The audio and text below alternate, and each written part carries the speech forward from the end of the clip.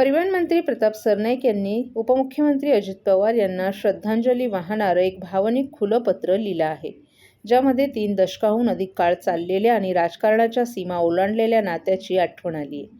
या नात्याचं वर्णन करताना सरनाईक यांनी लिहिलं आहे की पवार हे त्यांच्या आयुष्यातील केवळ एक प्रमुख राजकीय व्यक्तिमत्व नव्हते, ते एक मार्गदर्शक आणि सतत शक्तीचे स्रोत होते. त्यांच्या पत्रात सरनाईक यांनी एक तरुण विद्यार्थी संघटनेचे कार्यकर्ते आणि नंतर ठाणे महानगरपालिकेत नगरसेवक म्हणून त्यांच्या सुरुवातीच्या दिवसांची आठवण केली. त्यांनी लिहिलं की दादा, तुमचं जाणं हे केवळ एका महान नेत्याचं नुकसान नाही, तर एका मार्गदर्शकाचं आणि माझ्या आयुष्यातील प्रेमळ व्यक्तीचं नुकसान आहे. तुम्ही आता आमच्यात नाही आहात हे माझं हृदय अजूनही स्वीकारण्यास नकार देते. बारामतीला त्यांच्या भेटी कधीही केवळ राजकीय हेतूसाठी नव्हत्या, यावर त्यांनी भर दिलाय. त्यांनी अजित पवार यांना सार्वजनिक सेवेचे बारकावे, शिस्त राखणे आणि सर्वात महत्त्वाचं म्हणजे मानवी नातं कसं जोपासायचं याचं श्रेय दिलं. पत्रात लिहिलं होतं की तुम्ही आम्हाला फक्त नातं कसं टिकवायचं हे शिकवलं नाही, तुम्ही ते दाखवून दिलं. तुमचं प्रेम खरं होतं. तुम्ही हसून म्हणायचो आपण प्रतापला मदत केली पाहिजे आणि जेव्हा जेव्हा मी मागे वळून पाहायचो तेव्हा तुमचा भक्कम पाठिंबा नेहमीच माझ्या मागे होता. मंत्र्यांनी जुलै 2008 मधील एका प्रसिद्ध घटनेचा उल्लेखही केलाय. सिद्धिविनायक मंदिरात हिऱ्यांनी जडवलेला मोबाईल फोन. सरनाईक यांनी स्पष्ट केले की हा इशारा कधीही त्या घटनेबद्दल नव्हता, तर तो पवारांबद्दलच्या त्यांच्या खोल आदराचा आणि प्रेमाचं प्रतीक होता. ते म्हणाले, आजही लोक मला त्या घटनेमुळे ओळखतात आणि तुमचं नाव कायमचं त्याच्याशी जोडलं गेले. पत्रातील सर्वात हृदयस्पर्शी भाग त्यांच्या शेवटच्या भेटीबद्दल होता. सरनाईक यांनी स्पष्ट केले की ते फक्त 1 दिवस आधी कॅबिनेट बैठकीनंतर भेटले होते. मंगळवारी कॅबिनेट बैठक संपल्यानंतर मी तुम्हाला 9 फेब्रुवारी रोजी आमंत्रित केलं होतं आणि आता तुम्ही गेला आहात, ते अजूनही खरं वाटत नाही. सरनाईक म्हणाले, संपूर्ण राजकीय जगानं अनुभवलेला धक्का व्यक्त करत श्रद्धांजली वाहताना सरनाईक यांनी पवारांनी त्यांच्यावर दाखवलेला विश्वास आणि प्रेम नेहमीच जपण्याचं वचन दिले. तुमच्या आठवणी, तुमच्या शिकवणी आणि तुम्ही आपल्याला दिलेला विश्वास प्रत्येक पावलावर माझ्यासोबत राहील. तुमची अनुपस्थिती शब्दात व्यक्त करता येणार नाही. दादा, तुम्हाला आपली भावपूर्ण श्रद्धांजली, अशा शब्दात त्यांनी या पत्रात आपल्या भावना नमूद केल्यात. अंत. ठाणे जिल्ह्यातील शीळ परिसरातून एक अत्यंत धक्कादायक आणि हृदय पिळवटून टाकणारी घटना समोर आली आहे. गेल्या 3 दिवसांपासून बेपत्ता असलेल्या 12 वर्षीय मुलाचा मृतदेह एका इमारतीच्या डगमधून आढळून आलाय. हा अपघात आहे की निष्काळजीपणामुळे गेलेला निष्पाप जीव? या घटनेमुळे परिसरात एकच खळबळ उडाली आहे. ठाणे जिल्ह्यातील शीळ परिसरातील खलील कंपाऊंडमधील नजीर हाईट्स या इमारतीतून 12 वर्षीय मुलाचा मृतदेह सापडल्याने एकच खळबळ उडाली आहे. इमारतीतून तीव्र दुर्गंधी येऊ लागल्यानंतर स्थानिक नागरिकांनी शिळडागर पोलीस ठाण्याला याबाबत माहिती दिली. पोलिसांनी तात्काळ घटनास्थळी धाव घेत ग्राउंड फ्लोअरवरील एका खोलीच्या बाथरूमची भिंत तोडून डगमधून मृतदेह बाहेर काढला. मृत मुलाची ओळख तौहीद साहिद शेख, वय वर्ष 12 अशी करण्यात आली असून तौहीद गेल्या 3 ते 4 दिवसांपासून बेपत्ता होता. याबाबत त्याच्या कुटुंबियांनी आधीच शिळडागर पोलीस ठाण्यात तक्रार दाखल केली होती. मृतक तौहीद हा शब्बीर हाईट्स येथे राहत असल्याची माहिती समोर आली आहे. स्थानिक नागरिकांच्या माहितीनुसार तौहीद इतर मुलांसोबत नजीर हाईट्सच्या छतावर पतंग उडवायला गेला होता. इमारतीच्या छतावरील डग हा लाकडी प्लायवूडनं झाकलेला असल्याचंही सांगितलं जात असलं तरी मृतकासोबत खेळणाऱ्या एका मुलानं वेगळाच खुलासा केलाय. त्या मुलानुसार डग उघडाच होता. आम्ही तिघे उड्या मारत होतो तेव्हा तौहीद अचानक डगमध्ये पडला. यामुळे अनेक प्रश्न उपस्थित झाले आहेत. डग सुरक्षित नव्हता का? लहान मुलांना छतावर जाण्याची परवानगी कोणी दिली? हा अपघात आहे की दुर्लक्षातून घडलेली दुर्घटना? दरम्यान पोलिसांनी मृतदेह ताब्यात घेऊन पोस्टमॉर्टमसाठी पाठवला असून पुढील तपास सुरू आहे. हा मृत्यू पतंग उडवताना झालेला अपघात आहे की इतर कोणता प्रकार, याचा उलगडा पोलीस तपासानंतरच होणार आहे. मात्र या घटनेमुळे परिसरात शोककळा पसरली असून नागरिकांमधून संतापाचं वातावरण निर्माण झाले. बेटा, क्या नाम है आपका? रेहान। बेटा, आप भी वो बच्चे के साथ में पतंग उड़ाने के लिए गए थे क्या? हाँ, रेहान, कहाँ रहते हो तुम? मैं शब्बीर हाइट में 2 माले पे। और ये तुम्हारे बाजू की बिल्डिंग में हादसा हुआ है। हाँ, 4 दिन से एक बच्चा गायब था। हाँ, आज उसकी लाश मिली है। हाँ, क्या बताओगे उस बारे में? बच्चे का नाम तौहीद बताया जा रहा है। तौहीद का हादसा कैसे हुआ, क्या जानकारी है इसकी पूरी? तो मैं टेरिस पे था, तो बाकी 2 लड़के थे, हाँ, मैं था और वो था। वो डक है, वहाँ पर उन लोग जम मार रहे थे। एक बंदा पहले जम मारा, तो वो बोलता मेरे साथ में तू भी मार। अच्छा। तो लोग एक दूसरे का देख के जम मार रहे थे। तो वो डक खुला था क्या? हाँ। अच्छा, उसमें डक कोई खुला पतरा था। वतरा लगा हुआ था? नहीं कुछ भी नहीं था ना, प्लाई पतरा कुछ नहीं था। नहीं, बाकी उन लोग का एक दूसरे का देख के जम मार के मारते ठीक थे है। एक दूसरे को, बोलते थे मारो जम हाँ। मारो करके। मेरे को भी बोले थे, मैं चला गया। अच्छा। बेटा पर सब लोग कह रहे कि वो पतंग उड़ाने गया था। पतंग हाँ, उड़ाने पतंग भी उड़ा रहा था, बाकी उसका भाई वहाँ खड़ा था, वो जम मार रहा था, उसका भाई चिल्ला रहा था उसको मत अच्छा, कर। ये जिस दिन वो गायब हुआ है उसी दिन की बात है या उसके पहले की बात है? उससे मतलब 1-2 घंटे के पहले। 2-1 घंटा पहले। हाँ। अच्छा। सर्व नागरिकांना आवाहन करण्यात येत आहे की सध्या डासांमार्फत पसरणाऱ्या डेंग्यू या आजाराचा प्रसार रोखण्यासाठी प्रत्येकाने पुढीलप्रमाणे कार्यवाही करावी. डेंग्यू आजार एडिस इजिप्ती हा डास चावल्याने होतो. या डासांची पैदास साचलेल्या किंवा साचवलेल्या स्वच्छ पाण्यामध्ये होते. 8 दिवसांपेक्षा जास्त दिवस पाणी उघडे व साचून राहिल्यास त्यात डास अंडी घालतात. अंड्यांच्या अळ्या तयार होऊन पुढे डास तयार होतात. यासाठी आपल्या घरातील पाणीसाठे उदाहरणार्थ बॅरल्स, पिंपे, टाक्या, हौद, रांजणे इत्यादी दर आठवड्याला रिकामे करून घासून पुसून कोरडे करून पुन्हा भरावे. 1 दिवस कोरडा दिवस म्हणून पाळावा.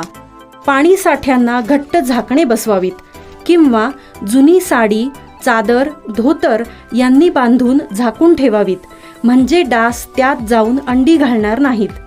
घराच्या गच्चीवर, आजूबाजूला, अंगणात कोठेही पाणी साचू देऊ नये. भंगार सामान उघड्यावर टाकू नये.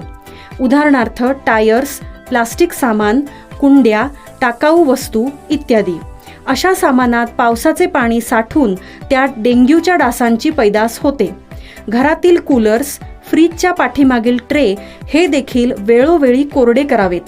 लक्षात ठेवा, नुसत्या फवारणीने डास घनता कमी होत नाही, तर त्यासाठी डास पैदास ठिकाणे नष्ट करणे ही आपल्या सर्वांची जबाबदारी आहे.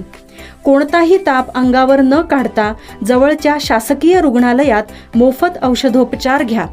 अशा प्रकारे नागरिकांनी सहकार्य केल्यास डेंग्यूचा प्रसार रोखणे सहज शक्य आहे.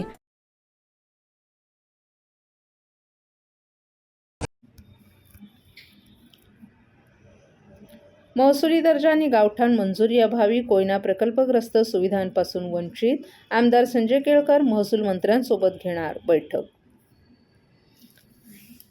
6.5 दशकांपूर्वी सातारा जिल्ह्यातील कोयना धरण प्रकल्पात बाधित झालेल्या सुमारे 80हून अधिक कुटुंबियांचं पुनर्वसन भिवंडी तालुक्यातील करंजवडे गावात करण्यात आलं. मात्र गावठाण मंजुरी आणि महसुली दर्जा अभावी ही कुटुंब सेवा सुविधांपासून वंचित आहेत. याबाबत न्याय मिळावा यासाठी ग्रामस्थांनी आमदार संजय केळकर यांची जनसेवकाचा जनसंवाद या कार्यक्रमात भेट घेऊन साकडं घातलं. याबाबत महसूल मंत्र्यांच्या दालनात संयुक्त बैठक घेणार असल्याचंही केळकर यांनी सांगितलं. सुमारे 65 वर्षांपूर्वी कोयना धरण प्रकल्पग्रस्त 80हून अधिक कुटुंबियांचं पुनर्वसन भिवंडी तालुक्यातील करंजवडे गावात करण्यात आलं. मात्र या कुटुंबियांच्या 3 पिढ्या सोयीसुविधांपासून वंचित असल्याची व्यथा या ग्रामस्थांनी आमदार केळकर यांच्याकडे मांडली. किमान 7 एकर जागा असलेल्या गावाला महसुली दर्जा दिला जातो, परंतु करंजवडे गाव 4 एकरवर असून आणखी 3 एकर जमीन गावाला मिळावी अशी मागणी ग्रामस्थांनी निवेदनातून केली आहे. महसुली गावाचा दर्जा आणि गावठाण दर्जा मिळाला नसल्यानं शासनाच्या विकास योजना तसंच सोयीसुविधांचा लाभ मिळत नाही. त्यामुळे गेल्या 65 वर्षात 3 पिढ्यांचं जीवनमान ढासळलंय. जिल्हा परिषदेची विकास कामं सुरू असून अन्य गावांना निधी मिळाला असला तरी करंजवडे गावाला निधी मिळाला नसल्याची बाब ग्रामस्थांनी केळकर यांच्या निदर्शनास आणली. याबाबत केळकर यांनी लवकरच महसूल मंत्री चंद्रशेखर बावनकुळे यांच्या दालनात संयुक्त बैठक आयोजित करून महसुली दर्जा आणि गावठाण मंजुरी याबाबत चर्चा करून निर्णय घेण्यात येईल असं सांगितलं. गावाला महसूल दर्जा आणि गावठाण मंजुरीबाबत केळकर यांचा मंत्रालय स्तरावर पाठपुरावा सुरू असून त्याला यश मिळेल असा विश्वास ग्रामस्थांच्या प्रतिनिधींनी व्यक्त केला आहे.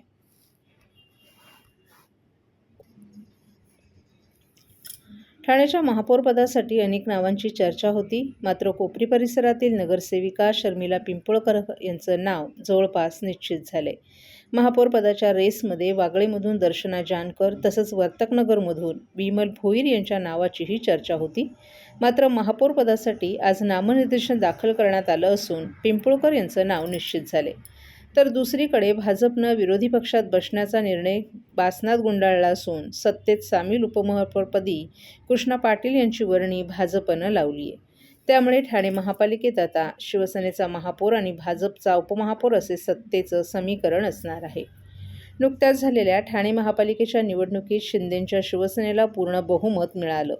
शिवसेनेचे 75 नगरसेवक निवडून आले असून भाजपचे 28 नगरसेवक निवडून आलेत. त्यामुळे महापौरपदी शिवसेनेचाच महापौर बसणार हे निश्चित झालं. महापौरपदासाठी अनुसूचित जातीचं आरक्षण पडल्यानं महापौरपदासाठी दर्शना जानकर, विमल भोईर, पद्मा भगत आणि शर्मिला पिंपळकर यांच्या नावाची चर्चा होती. मात्र आज महापौरपदासाठी नामनिर्देशन दाखल करण्यात आलं आहे.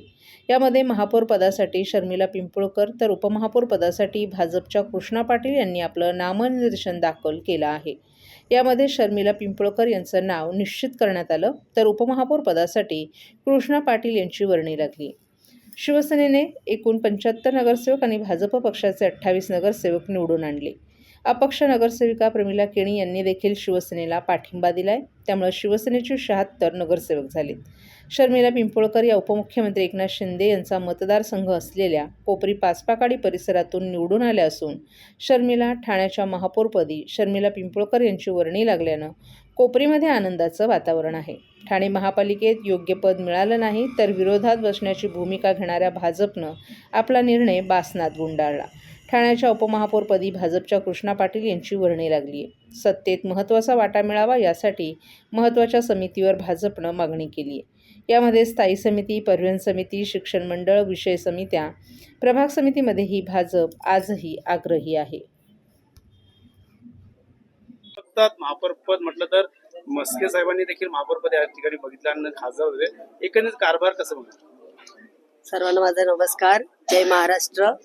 सर्वप्रथम महाराष्ट्र राज्याचे उपमुख्यमंत्री अजितदादा पवार यांचं जे प्लेन अपघातात निधन झाले त्यांना मी श्रद्धांजली वाहते. आणि 2017 नंतर 2026 मध्ये पुन्हा एकदा महाराष्ट्र राज्याचे उपमुख्यमंत्री एकनाथजी शिंदे साहेब आणि आपले खासदार नरेशजी मस्के साहेब, जिल्हा प्रमुख मीनाक्षीताई शिंदे यांच्या मार्गदर्शनाखाली आज ही उमेदवारी भेटलेली आहे. महापौरपदाची उमेदवारी पुन्हा एकदा भेटलेली आहे. अभिमान वाटतोय की एका सर्वसामान्य स्त्रीला या सर्व आपल्या नेते मंडळींनी एक पद दिलंय महापौर पदाचं आणि त्याचा मी मान राखेन. काम करण्याची संधी भेटली आहे मोठी ठाणे जिल्ह्यावरती. त्याचं काम करण्याचं, सोनं करण्याचा नक्कीच प्रयत्न करेल. Okay, thank you.